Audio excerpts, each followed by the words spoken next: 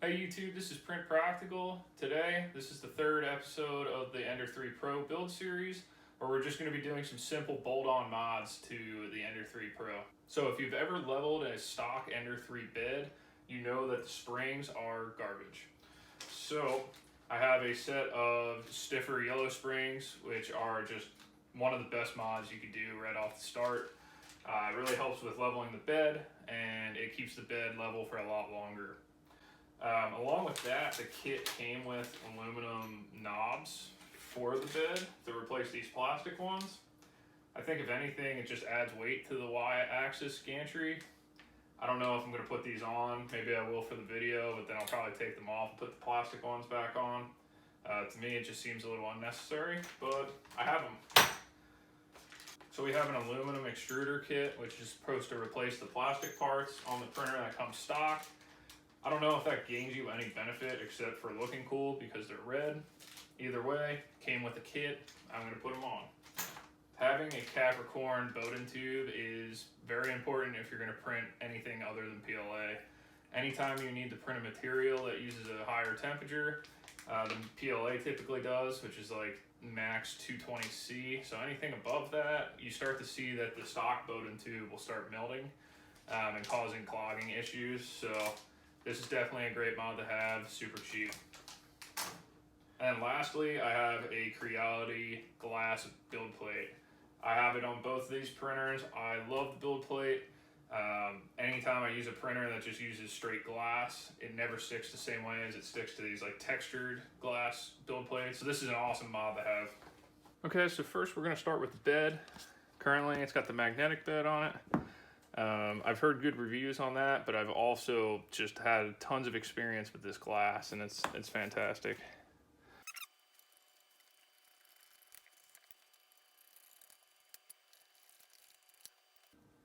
I don't know if you could see the thickness difference between these springs, but this one is a lot more stiff than this one.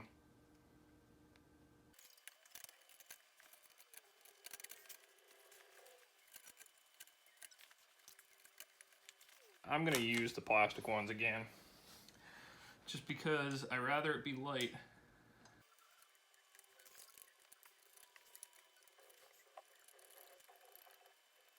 Okay, so the yellow springs are on. Now we're going to put on the glass build plate. This is straight from Creality. It's like 15 bucks.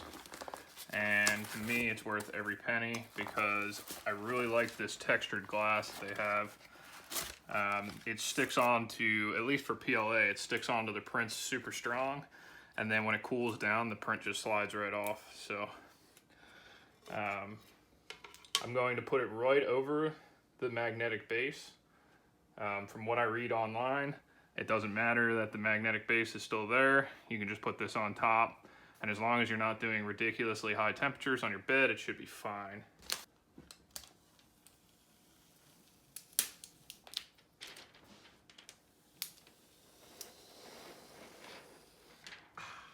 Little binder clips, and that is what we're going to use to hold down the bed.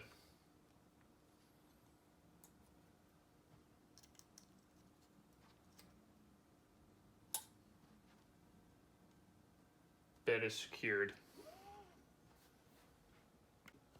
All right, so I'm going to remove the two clips that are holding the Bowden tube on.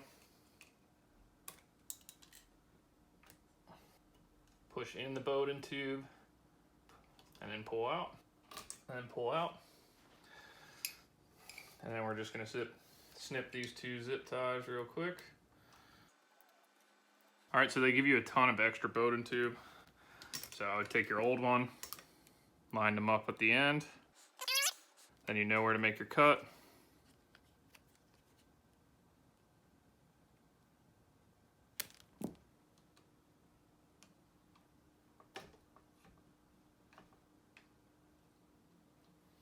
Put that all the way back in. So for now, we're gonna leave this out. We're gonna do the aluminum extruder parts, then we'll put this back in, then we'll be good to go. So since this is a brand new extruder, because the printer's new, I'm just gonna replace the aluminum block and the handle and this little cap here.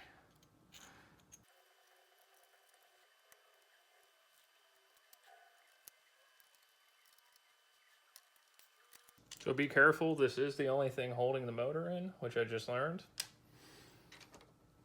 So we drop the motor down. All right, let's start putting together the new one.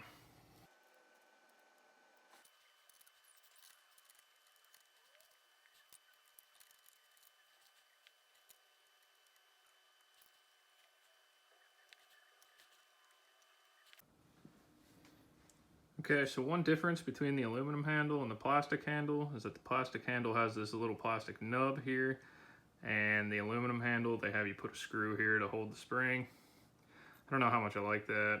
I probably prefer the nub if they would have just cast that into this handle, but whatever, it is what it is.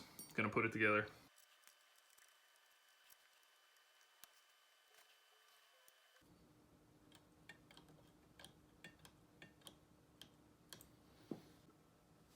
Okay, while we're here, let's hook up the Bowden tube. Also replace those 2 zip ties.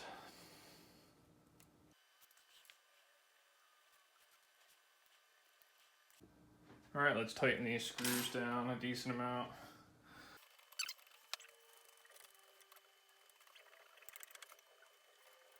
So after tightening down the springs, we want to make sure that we raise our Z-axis limit switch because we do not want to go and scratch our new glass build plate.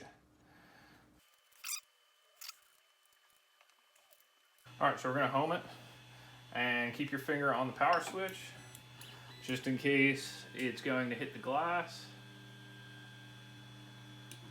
All right, that's good.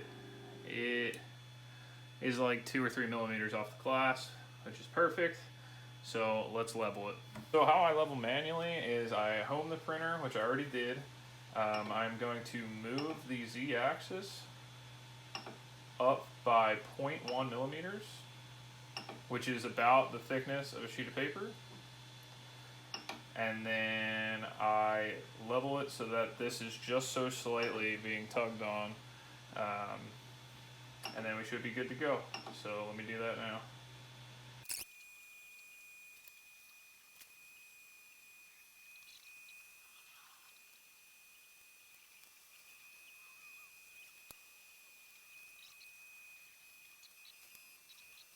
Looks pretty good down here. I think a little bit of tightening. It's definitely getting a little thin there. That's like perfect along the bottom and perfect along the left edge here. I think I fixed this bottom right section. Let's look at the top left and see how it goes. That's getting a nice squish now. That corner worked out very nicely. I think a little tight on this bottom right corner. So I brought the build plate down a little bit there, but that looks really good.